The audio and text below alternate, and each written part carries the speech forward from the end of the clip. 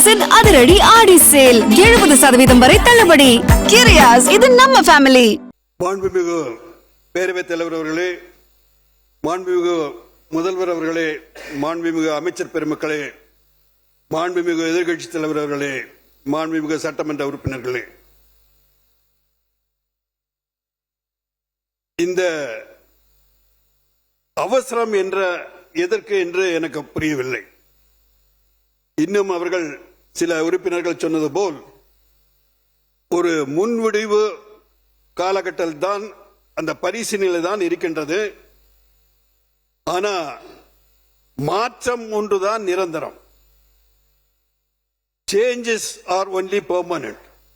அந்த மாற்றம் மக்கள் வேண்டும் என்பதனால்தான் இன்று நீங்கள் எல்லாம் இன்று அமைச்சரவையில் இருக்கிறீர்கள். ஆனால் காலப்போக்கில் அந்த மாற்றத்தை நாம் தேவையான மாற்றத்தை, ஆக்கப்பூர்வமான மாற்றத்தை நாம் ஏற்றுக்கொள்ள வேண்டும்.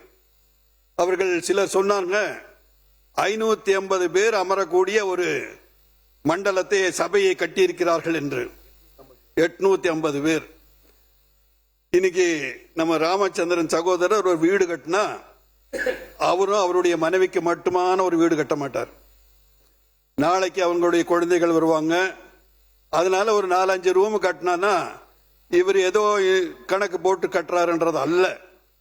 எதிர்காலத்தின் வளர்ச்சிக்காக, எதிர்காலத்தில் தேவைக்காக அன்னைக்கு இடிச்சிட்டு கட்டிட்டு இருக்க முடியாது.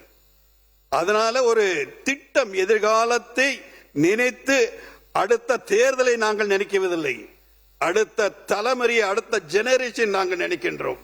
அதனால அந்த காலகட்டத்தில் தேவைப்படும் என்பதற்காக அந்த மாதிரி ஒரு நிலைமையை அவர்கள் உருவாக்கி இருக்கிறார்கள். தவிர அதற்கு உள்நோக்கமே ஒரு வெஸ்டட் இன்ட்ரெஸ்ட் மாதிரி, ஒரு களங்கப்படுத்துகின்ற மாதிரி தயவு செய்து உறுப்பினர்கள், மாண்புமிகு உறுப்பினர்கள் தவிர்க்க வேண்டும் என்று கேட்டுக்கொள்கின்றேன். இன்னைக்கு நம்ம என்ன பண்றோம்? ஊராட்சி மன்றம் எல்லாம் இன்னைக்கு பிரிக்கிறோம். அதே மாதிரி ஊராட்சி மன்றத்தை பேரூராட்சி பண்றோம், பேரூராட்சியை நகராட்சி பண்றோம். இந்த மாதிரி ஏன் பண்றோம்? நிர்வாக வசதிக்காக, அடிப்படை அந்த மக்களுக்கு அடிப்படை வசதிகள் செல்ல வேண்டும் என்பதற்காக. என்னுடைய தொகுதி எடுத்தா கூட நீலகிரியில் ஒரு பாராளுமன்ற உறுப்பினர்னா 4 மாவட்டத்தை அடங்கியது. நீலகிரி, பெரியார், திருப்பூர், இந்த மாதிரி ஒரு 4 மாவட்டத்தை அடங்கிய ஒரு எம்பி இருக்கிறார். அந்த 4 மாவட்டத்தை போய் அவர் பார்க்கறது, நிர்வாகம் பண்றது.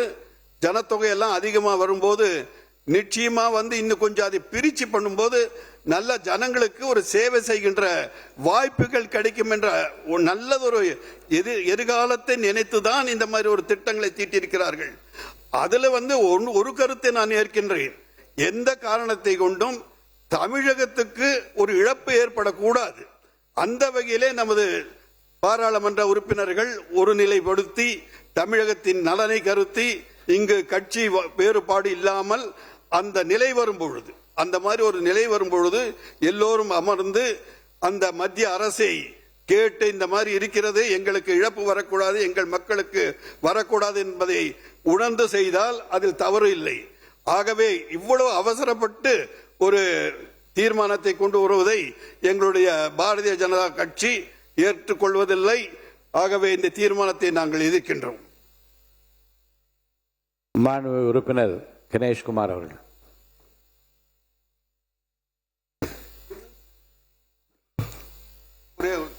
உறுப்பினர் போஜராஜ். பெண்களுக்காக முன்னுரிமை கொடுக்கின்ற ஒரு கட்சின்னா இன்று உலகமே அறியும், இந்தியாவும் அறியும். பாஜகவை பற்றி அந்த அளவுக்கு பெண்களுக்கு முக்கியத்துவம் கொடுக்கிற ஒரு கட்சி, என்றும் அந்த பெண்களுக்கு முக்கியம் கொடுக்க வேண்டும் என்பதை நினைக்கின்ற கட்சி.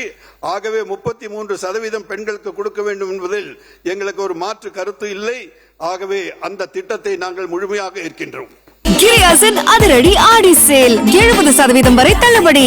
கிரியாஸ், இது நம்ம ஃபேமிலி.